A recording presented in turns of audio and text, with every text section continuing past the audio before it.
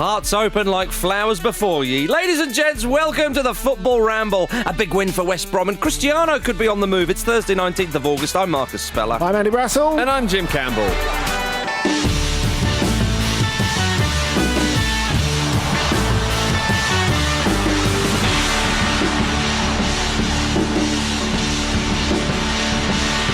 Good to have you with us, everybody. It's a thrilling Thursday here on the Football Ramble. Jim, you're looking edgy fresh.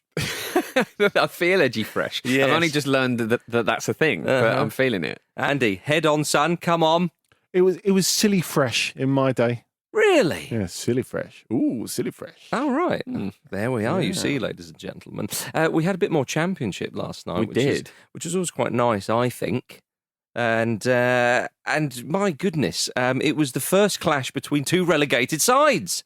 West Brom pumped Sheffield United 4-0 to move top of the table. Yeah. Didn't get my Fulham-y memo, did they? No, they didn't. But what I love about this is they've gone top of the table on 7 points because we are 3 games in and no one has a 100% record. No, that's because gone. Such is the championship. 3 games in. That's what surprised me when we were having the Fulham chat yesterday. I mean, clearly you and Vish watch more championship than I, but still, that idea that Fulham are going to piss it. I guess people talked about Leeds a little bit like that, didn't they? Because they looked so imperious. They were so convincing. But it's a 46-game season where quite literally anything can happen.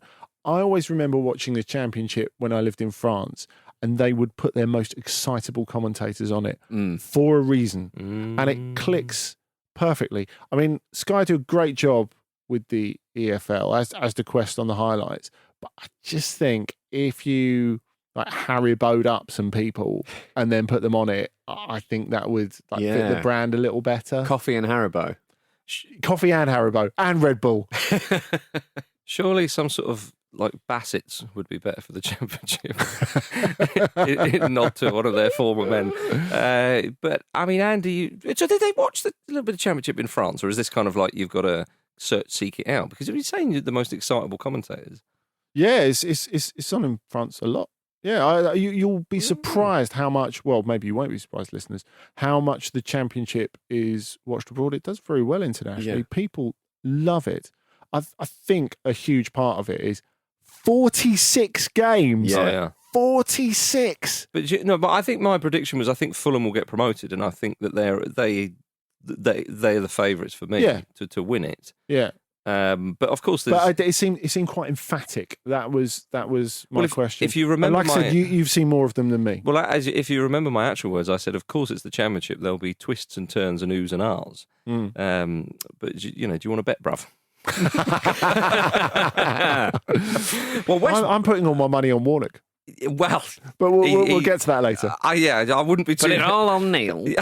I wouldn't be too quick to do that. But he's given me a signed photo.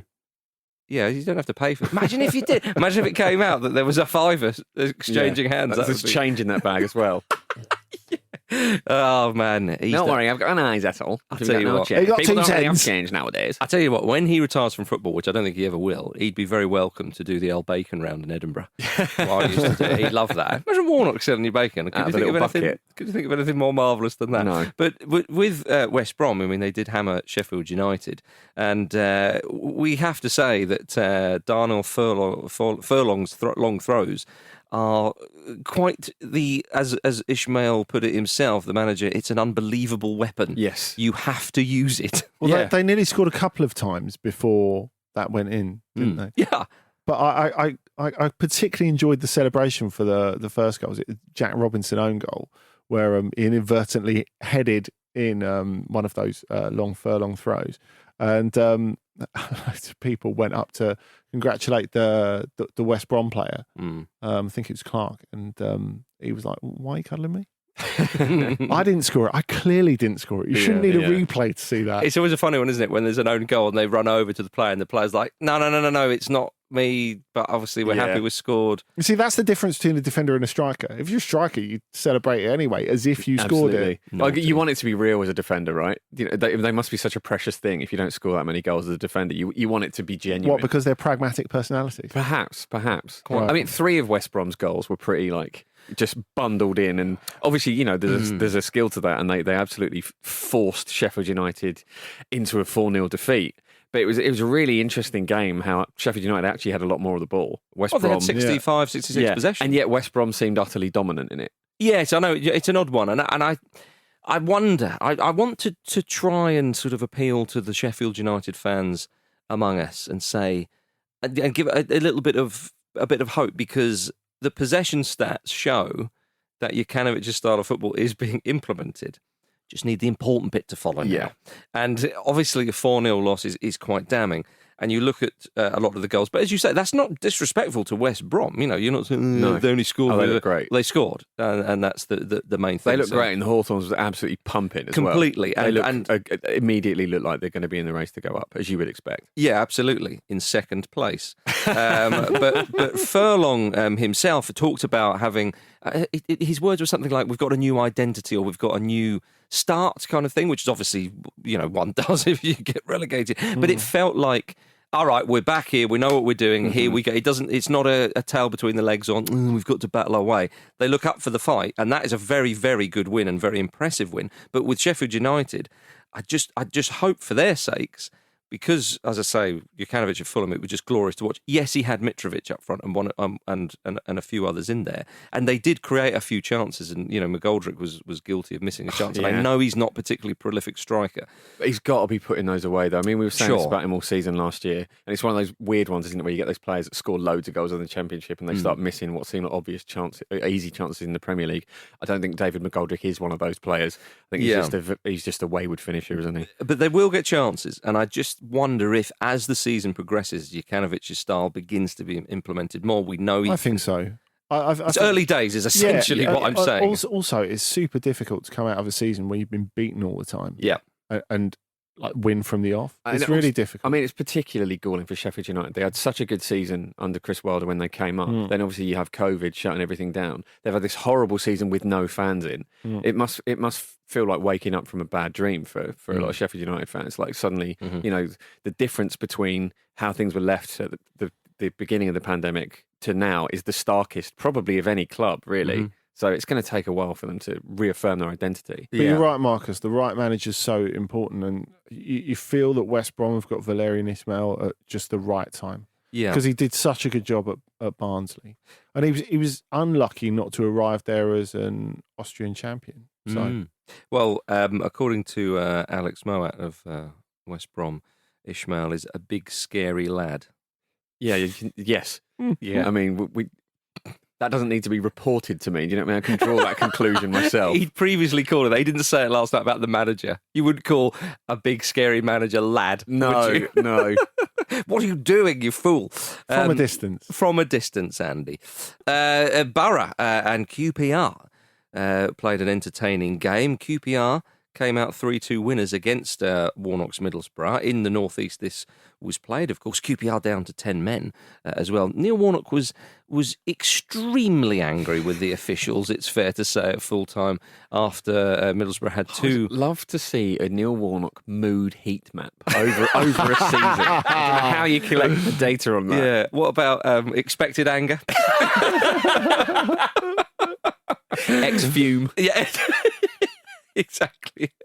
They had two offside decisions against him, and then he claimed that Charlie Austin headbutted one of his players. He's very adamant about that. Yeah. But I suppose you would be if you genuinely believe it to be true. But it was a crazy second half. Middlesbrough conceded an own goal 3 minutes in, 1-1, and then QPR were down to 10 men, took a lead, 3-2. It was incredible. And Warnock, to his credit, said, we'll have plenty of excitement this year, can't fault that. It was a cracking game. And I do like the fact that even they lose and he is a bit angry, he still appreciates the wider picture. Yeah. He still appreciates a good old game of football because it's about entertainment ultimately, Andy. But isn't it going back to what we were saying before, in that so much is happening in the Championship or League One or League Two all the time? You don't have time to dwell on a result that doesn't go for you. You have to ditch it because there's another game like 15 minutes later. Yeah, no, I think that's a very fair point. 15 minutes later, indeed. Right, come on, lads, let's go. Joe Willock's brother Chris set up QPR's second goal and then scored the winner. Former Benfica player, Chris Willock. Is that right? Yeah, that is right. What, the first team, or was he? No, he never got into the first team. He played for the Bees for quite a while. He left Arsenal. A lot was expected of him, and he never quite made the first team. Blimey, how about that? That was a very family brand break from midfield into the penalty box to score, wasn't it? Yeah. Well, are they taking over the North-East? Yeah. Looks like we need to get a Willock in at Sunderland at some point. Although what they've done to deserve that, I don't know. Derby County. Speaking of, unfortunate clubs, they got a win and a clean sheet away at Hull. My goodness! What I love about this is it feels like a real sort of like a blow has been struck for Derby. Yeah. It's like yes, Yeah. And like we're 3 games in, and it feels like they've climbed up a mountain or something, and it's going to be such a struggle. But I'm impressed with the way that Wayne Rooney has kind of just made his home in the trenches here. You know what I mean? Yeah. Well, he's woken up as of Derby, and they got a win finally after going on such a long winless run of 8 or 9 games, something like that. And you're right, Jim. When you go on a winless run like that, you're away from home to not a bad side.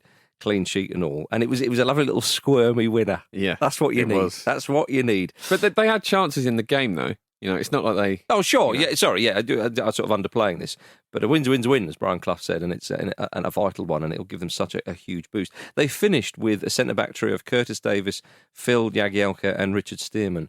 I believe that children are our future. Yeah, combined age of 108, and I know the combined age can be a bit, but sometimes it's amusing. It makes it sound like all 3 of those players feel like they're 108 years old when they're playing together, like a sort of terrible version of the Big Power Rangers. You see, if you're a mischievous newspaper editor or copywriter, you would say their central defence had a combined age of 108 without actually mentioning there were 3 of them. Yeah, that's true. 108-year-old defenders. Yeah, fair enough. Gentlemen, north of the border, Celtic got a very, very good win in their Europa League game against AZ Alkmaar. A decent opponent as well, because sometimes these sort of preliminary rounds, you sort of think, well, hang on, they're playing a side from where? And I've never heard of this. Good trap. It could be, Jim. I never thought that about AZ. It could be. Yeah, if they go like 2-0 down Celtic in the next game, then it could be. This could be a trap. Indeed, as you say. Could be.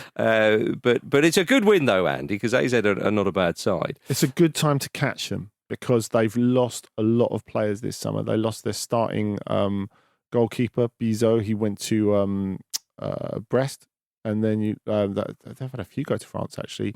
Calvin Steng's gone to Nice. Myron Boadu's a Monaco as well, which is the 2 players at the top that made it happen for them. But you're right, they've had a series of good seasons. But Kyogo Furuhashi has just made just such an enormous impact instantly. That the penalty box sniffer. Yeah, I feel super wistful about it as well, especially in the week that we lost Gerd Müller. He's cut from a similar cloth, isn't he? No one's arguing that he's of that level, but I don't think anybody is. Yeah, there's definitely some kinship there. Sure. I mean, the goal was brilliant as well in terms of sniffing one out. That was like a pig on a truffle. Like it was properly like heavy duty quality of a sniff. Where's Yogi Love when you need him? Just hear all this sniff one out and so. My goodness, obviously he scored a hat-trick against Dundee in his first league game. But yeah, he's taken it to a duct of water. Like a duct of water, and with all the chat about Eduard and so on, I mean, if he was to move on, they would obviously hope to keep him. My goodness, like I say, when you get a guy who hits the ground running like that, you got to enjoy that. Speaking of which, what about the Celtic goalkeeper, one Joe Hart? Yeah, a clean sheet in the Europa League once again.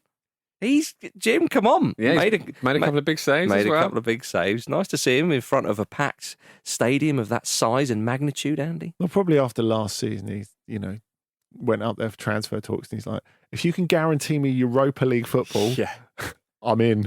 Well, it's European football, isn't it? It's a step up, absolutely. Isn't it? In terms of Europe, it's a step up. I mean, it's better than sitting on the bench for a side. Yeah, a player like Joe Hart at his age, who's achieved what he's achieved, like.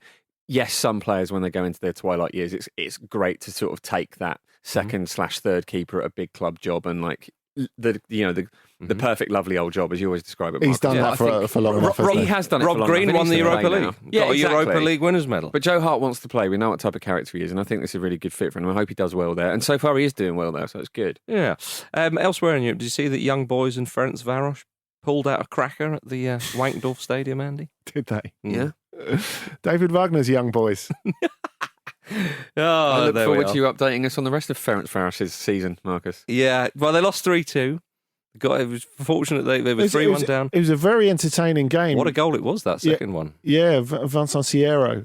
Brilliant goal. Described as a thunderbolt by some. Yeah, it was the perfectly caught volley into the top corner. But Young Boys played most of that game with 10 men. So, well played them. All to play for in Budapest in the next game. Exactly. Anyway, speaking of Hearts, it's been confirmed that Hearts will become fan-owned at the end of this month when the foundation of Hearts Fan Group takes control of Anne Budge's shares. Budge invested to get the club out of administration in 2014 with the fans group pledging to buy her out over time. And they will become the largest fan-owned club in Britain.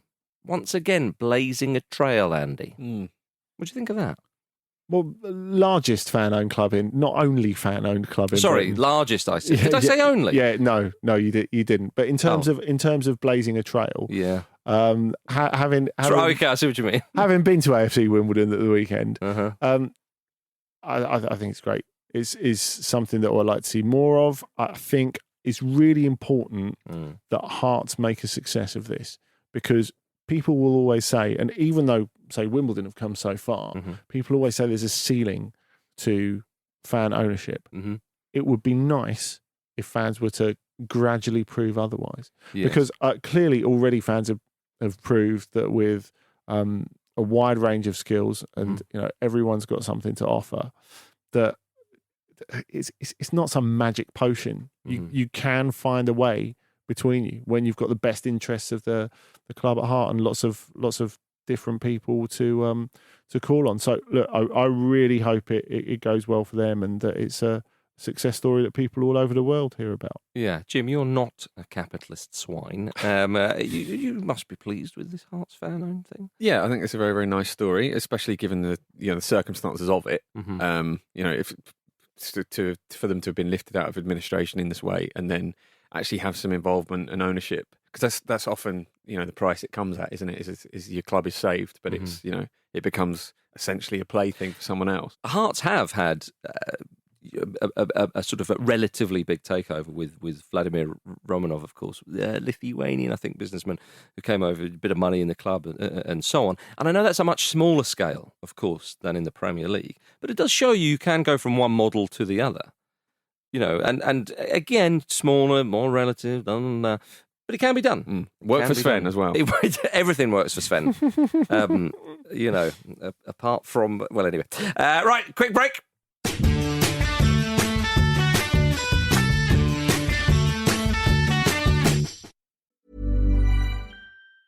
Last summer, sleep kept us sane through the silence.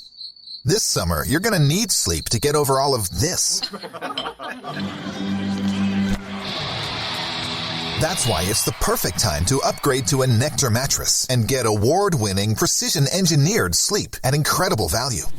Prices start at just $499, and you get $399 in accessories thrown in, a 365-night home trial, and a forever warranty. Go to nectarsleep.com.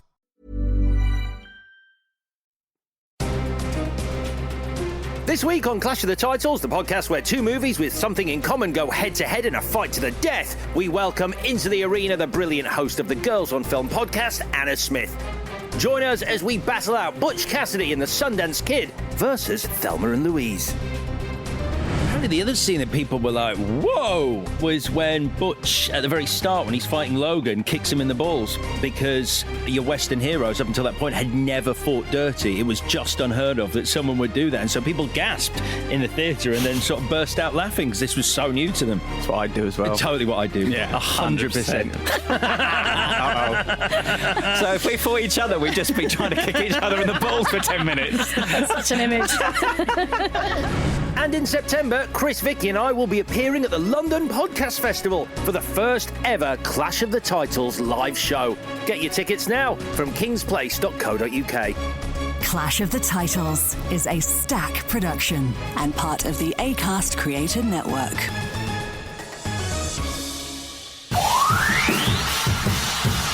Jamie, can you pass it one touch? Then why don't you do it? Listen! Welcome back to the Football Ramble, everybody. It's time for emails.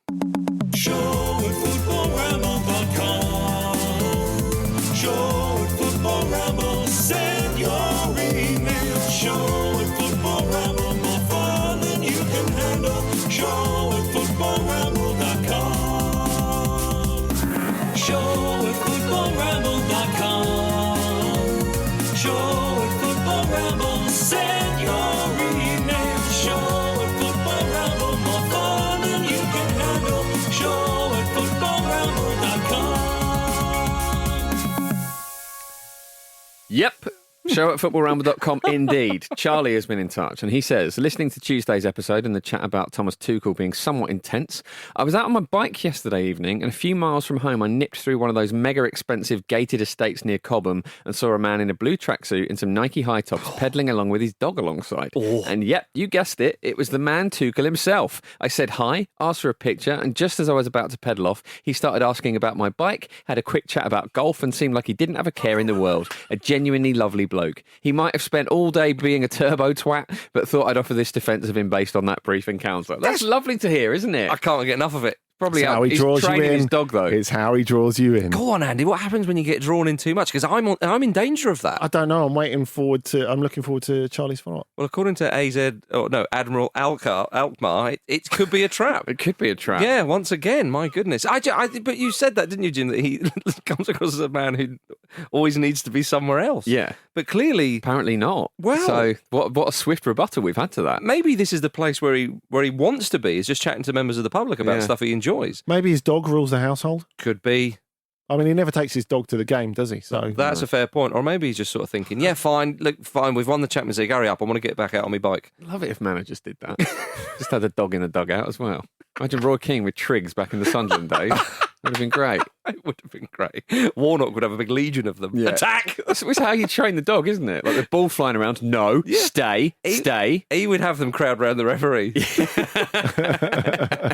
Oh, dear. We've got one here from Riley. The water park story reminded me of a case from the 1930s that I studied in property law. The water park story was the one from Italy, in case anybody didn't see it, or you've forgotten about that. The water park slide is right next to the ground, and you can sort of see the game going on. Yeah, so they've barred the water park from opening, essentially, On was how the match story days. was reported, and we were wondering if they have the authority. Yes. Jackie Weaver was unavailable to help. Anyway, Riley continues. In this case, a racecourse was surrounded by a high fence. A radio broadcasting station was constructed next to the racecourse, and part of this was a 5-metre tall tower from which you could see the races with binoculars. The radio broadcaster facilitated off-track betting and relayed information about the races. The racecourse owner took the case to court, claiming this resulted in losses from the on-track regulated betting. It went all the way to the High Court, who found against the racecourse owner. Amongst other things, the High Court determined that there was no property in a spectacle, so the race park could not claim any property rights for putting on the race. There was no breach of copyright laws, no proof of nuisance caused by the station, and no breach of privacy laws. The state laws were later amended to prevent this sort of conduct. I'm unaware of the legislation in Italy where the water slide is situated. However, I'm still willing to fight for Aquasplash. Don't bend to the will of this tyrannical club. Contact me.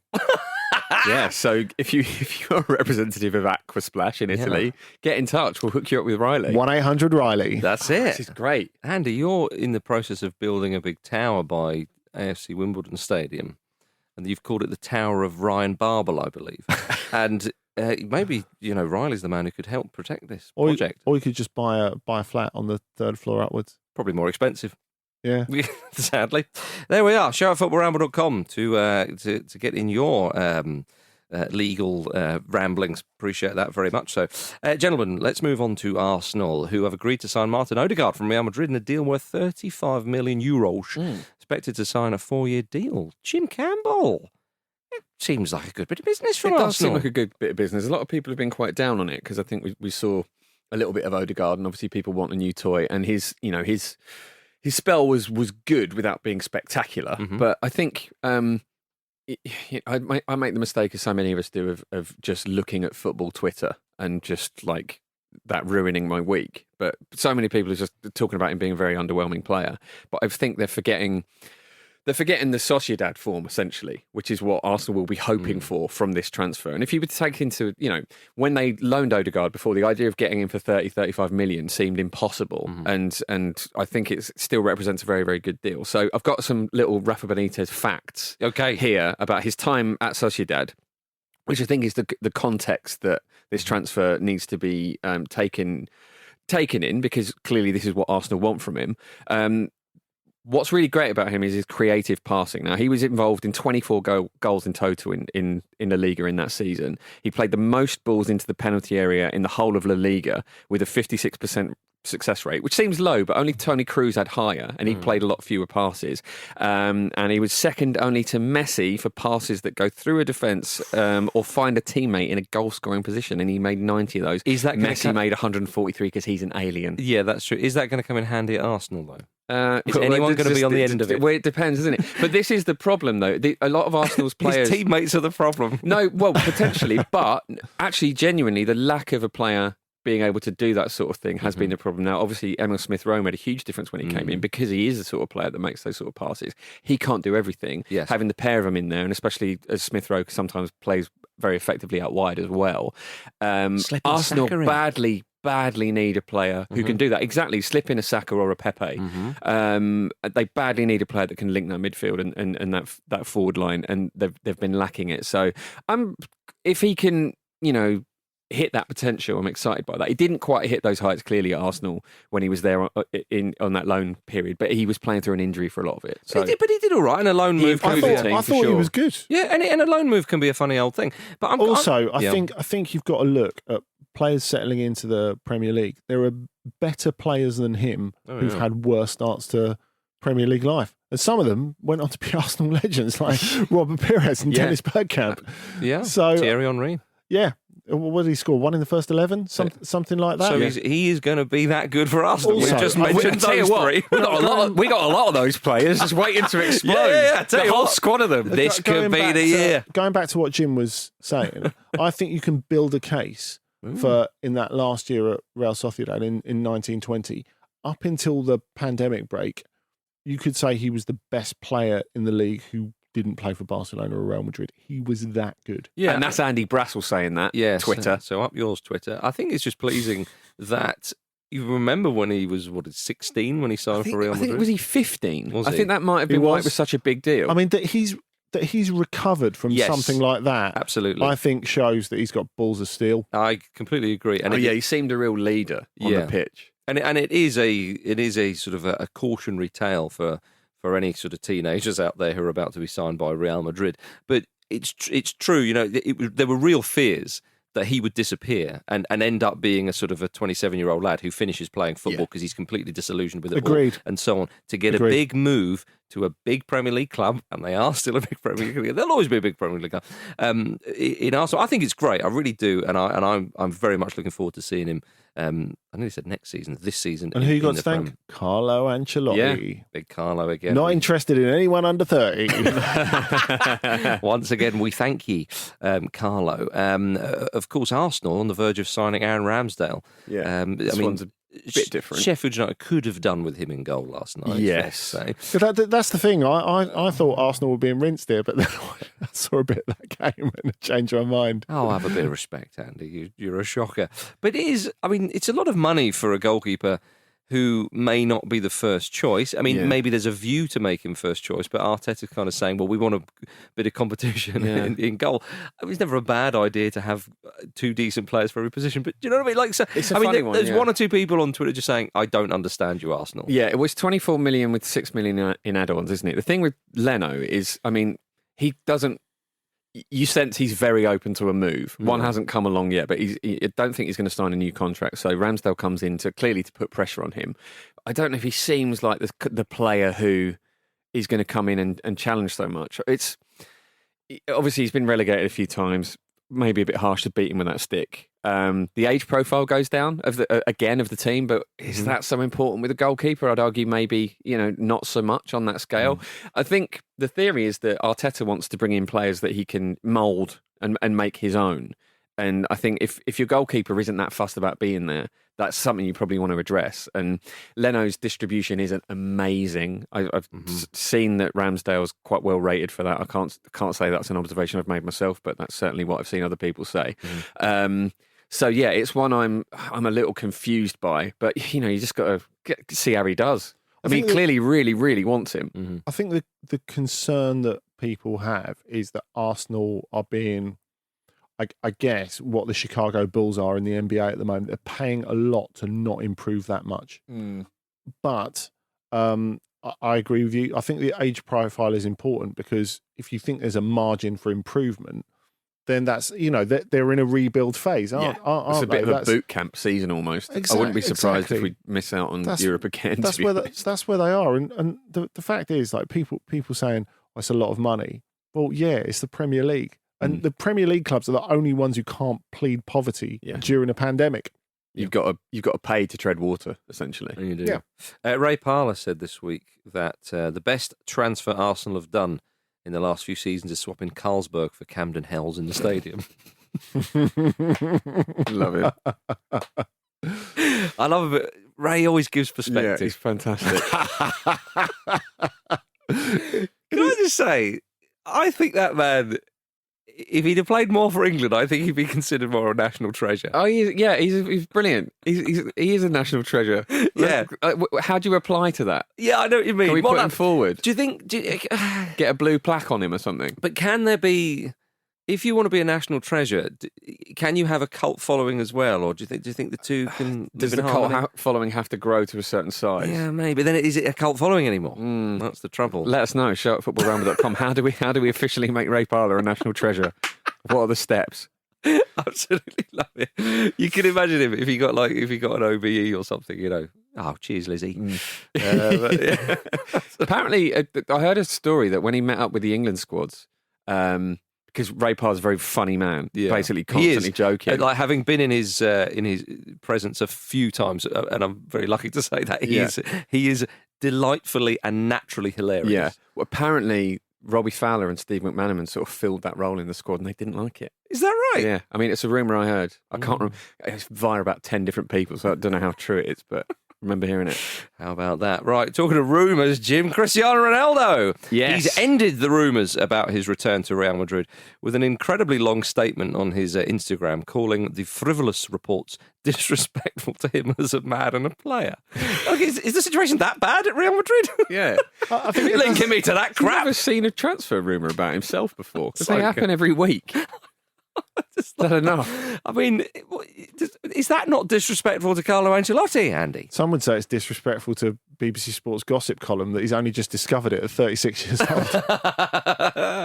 He said, I'm breaking my silence now to say that I can't allow people to keep playing around with my name. I remain focused on my career and in my work, committed and prepared for all the challenges that I have to face.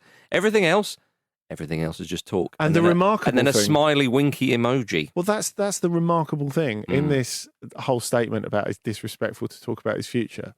There's no bit where he says, I'm committed to Juventus and I want to stay for the season. Well, there you go. And because at the end of last season, his post on Instagram hinted that he was moving away. It was like, there you go, Juventus, my work here is done. You know, in the Champions League, my work here is done. And thanks very much, and it's been great. And it's disrespectful to talk about my future. Now make me an offer. Yeah, exactly. I think that's what's going on. It's like the posh version of Akinfenwa going, what's at me? That is quite similar. He apparently, though, in more positive Cristiano Ronaldo related news, he's opened a hair transplant clinic. He has. The quotes from him are amazing as well. He says, where is this clinic, Jim? It's in Spain somewhere. Okay. If it's not in Istanbul, I'm not going. He says alopecia is a very big problem in Europe and around the world. We want to help people improve their self-esteem and not be ashamed to come to us. Everyone likes to take care of their image, and I am a very clear example of this. Good on him. Good on him. It seems to be, his MO is improving it's all about confidence and giving people confidence in themselves. And I love that. You know, he gets, accused of essentially being the reincarnation of Narcissus, and not, not unreasonably. But there is a sense of genuine sort of like magnanimity here. Like, it's like, everyone, it's brilliant being this confident. I want everyone else to experience it. And let's start with some hair. Yeah. Well, where else to start? Yeah. Yeah. Sometimes, it could be a case of him protesting a bit too much. But when he says things like that, you kind of go, oh, I suppose it's true. Yeah. We were talking about it earlier, and Jim was saying there are quite strong Pele vibes to this. Yeah, he says, if I ever need it, I'll do it. I don't need it myself, but if I did, like Pele with Viagra. Yeah. Well, I thought you meant that when Pele kind of had his hair turned into diamonds or something. Is this what this hair transplant clinic's like? Maybe that's you what go they in do. and you come out with diamond encrusted hair. Could be an idea. If anyone's ever going to do that. Yeah, get involved. Oh, by the way, you said that Carlo Ancelotti loves footballers over 30. Gareth Bale seems to be starting again. It's funny, actually. A few more arch Spanish media observers were saying that in the last week that after a summer of we want Haaland, we want Mbappe, wait for the time at this point next week where they're going to say the real signing is Bale. And it's been in 2 sports papers this week. Really? Right. A big picture of him grinning on the front. Bale is on the way back. A new Bale. That would be very interesting. Because, him and Ancelotti have worked together very successfully before, though. And Bale loves him. Maybe this is just, very, very good Madrid PR, but the talk has been that his demeanour in general has been a lot more committed, and he's doing very well around Madrid. I read a really interesting thing about the way Bale likes to train effectively, which is that he likes a very individualized training sort of regime, and he'll like a high intensity session a couple of days before a game and then very little just before the game. And apparently Mourinho didn't want to give him that, but eventually came around to it, and that was when we saw Bale's form pick up. So that's really, really interesting to me, that he essentially wants a different program from the rest of the team. I'm sure some players like to train like that as well, but you don't really think of training being tailored like that, do you? Does his training involve golf clubs? Possibly it does, the day before a game. But it's interesting. If that is the best way to get the most out of a player with that amount of talent, I know you've got to find that balance. But Ancelotti's good at this. That's what he does, doesn't he? Challenge. He gives responsibility to the players, and he says, "You know yourself. Just do the job for me." Well, it's a big challenge, isn't it? Because everyone says everyone should be treated the same in a squad. All the players should be treated. No one normal says that. No, but that's the perception. Yeah, and that's almost the perception that you need to give the players. It's quite the old school disciplinarian idea, isn't it? Totally. But as you sort of saying there, Andy, that never happens. The ultimate example of that was Eric Cantona at Manchester United, of course, going back all those years. But it can't happen like that. Certain players get motivated in certain ways. They come from different backgrounds, different walks of life, different experiences, all that kind of stuff. It's sort of a blanket approach to treat everybody the same. But you need to kind of, again, sort of give the illusion that everyone is valued the same, if you see what I mean. Which, again, is not the case, but it is that kind of thing. But Ancelotti, was it when Fabio Coentrao was there? I think there was a story, one of Luke's interviews on Ramble Meets years ago, where he was annoyed that Gareth Bale wasn't really training that hard, and he went to Ancelotti and said, this is nonsense. What's going on here? And Ancelotti said, well, okay, but what about all your other teammates? Is he training hard? Is he training hard? Is he training? Blah, blah, blah. Well, they're right. Well, why don't you focus on that then? And Coentrao was like, good point, and he walked out quite happy. You see, the situation hasn't changed. I'm just reeling from the fact that Fabio Coentrao could take issue with someone not training hard. Okay, well, maybe it wasn't Coentrao, maybe it was another player, but I take your point. Or maybe he's going, look, he's not training very hard. Can I not train very hard? Can I train less? Well, I think that was probably what Ancelotti was. Stop looking at him because he is scoring goals in European finals. Okay? Yeah. There we are. Gentlemen, upside down. Gentlemen, I'd like to finish with some talk about football kits, specifically what Puma are doing. Yes. And Manchester City unveiling their third kit last night, and one or two other clubs, including AC Milan, I think Marseille. What the hell's going on here, Jim? It's they've missed a deadline, haven't they, clearly, because they've given loads of teams the same third kit, and they look like the title page of a PowerPoint presentation. They've just got the name of the club across the sort of the nipples, I suppose. Yeah, so the third kits of these clubs, as you say, and they are shit. Awful. They really are. You think about the amount of money, that, specifically Manchester City. I know Puma have got their prerogative and they're going to literally kit out everybody in the same sort of template or whatever. Yeah, I mean, big sportswear companies use templates. It's just that this is not a very good one. This is really, really bad. Sent the wrong draft, haven't they?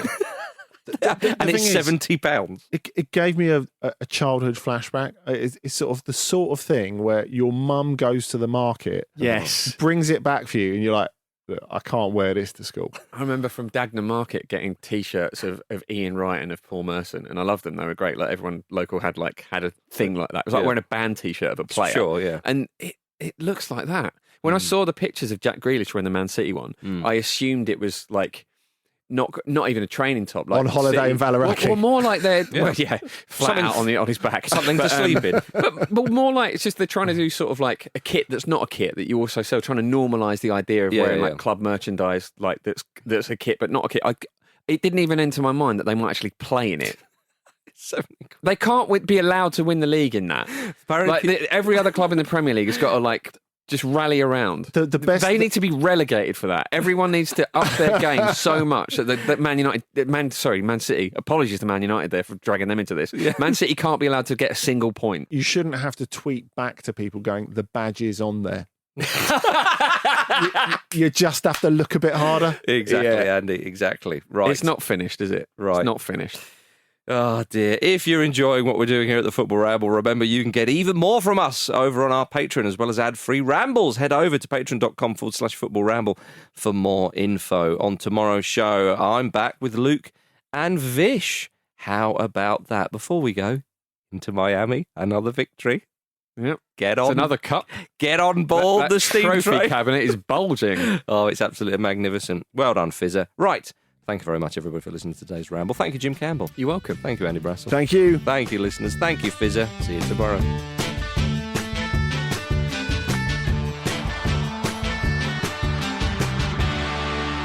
The Football Ramble is a Stack production and part of the Acast Creator Network.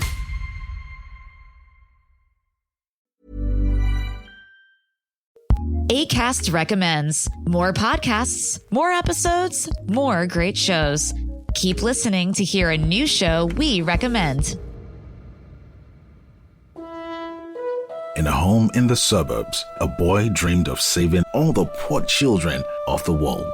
He built a charity that attracted the world's top celebrities. Hey, I'm Justin Bieber, and this is We Did. This has become your life's work. But behind the scenes, things started popping up. Allegations about corruption, blackmail. This is the story of a charity that did well when it was supposed to be doing good.